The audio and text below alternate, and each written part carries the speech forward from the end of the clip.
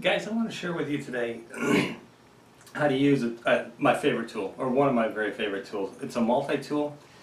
It's not a paid endorsement or anything like that. I just like it a great deal. And this is one of the more inexpensive ones by Dremel. It's worked well. I've had rigid, I've had Dremel. There was a German company that first had the patent on these, and it's quite ingenious.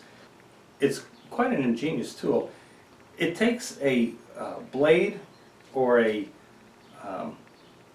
sanding disc, and it vibrates it back and forth, and it allows it to either, go into corners and sand or cut straight up and down. I'll show you what I mean. It's really ingenious. It's the kind of tool that will get you out of a bind. I'll show you what I mean. The way it works is you slide that handle over, just like that, and that pushes that nose piece down. And then you just slip it in like this, like so, and then you turn the handle back. You can adjust the speed of the vibration, and that's the on-off button. Let me give you an example of the many different applications you can use this for. There are so many different applications for this. It's really amazing. Say you're installing, say you're redoing floors in an older house, and you've got door casings that are going down to the ground or close to the ground. And just as an example, you had to fit a piece of laminate underneath this. All you would do, place the laminate right in front of the trim, and it'll sit flat on it because of the shape, and just remove that little piece and allow this flooring to slip underneath it. It's absolutely amazing. That's just one of many different uses I've encountered with this. Here's another use. A lot of times when you're doing rental properties or older properties, you're going to end up encountering odd situations where, like, a wall plate or a wall switch needing to be cut around out of a board just to make the thing fit. Let me show you how I do that. I'm just fooling around here, but let's just say we've got to remove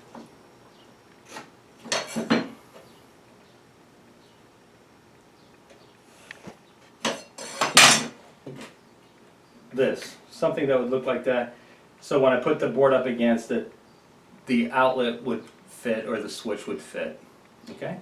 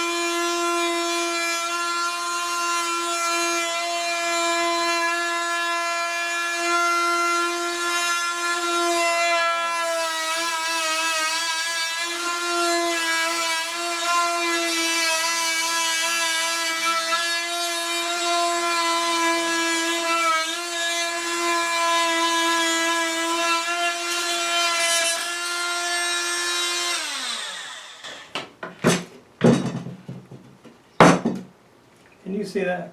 Is that amazing? Allows you to fit that board right up against the outlet or the switch. Let me give you one more example. If you've ever seen one of these electrical boxes with the wings, these are called rework boxes. And what they do is they fit into the wall, and you run another wire, and it allows you to put maybe a ceiling fan that wasn't there or something like that. It's for buildings that are already built. The electric's already in, and you're going to extend a circuit or do a little bit of renovation on it. So we have a wall that has been paneled. Let's see how would we cut this out for it. Well, let's just get started with a line. And you'll notice on this box these little wings, these little tabs.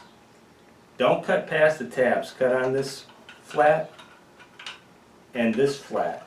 And these tabs are going to be left in front of this board. You'll see what I mean here in a moment. So,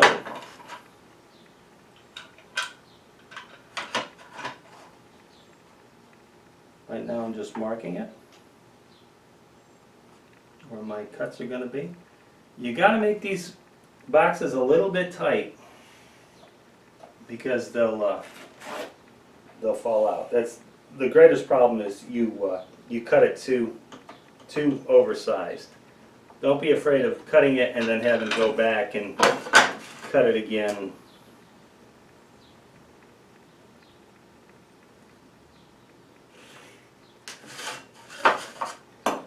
Alright, okay, so I'm going to cut this out, again, using the multi-tool. You just turn it on, press it straight down on your line, and it cuts straight into the material. It's a wonderful tool. You're going to really like this.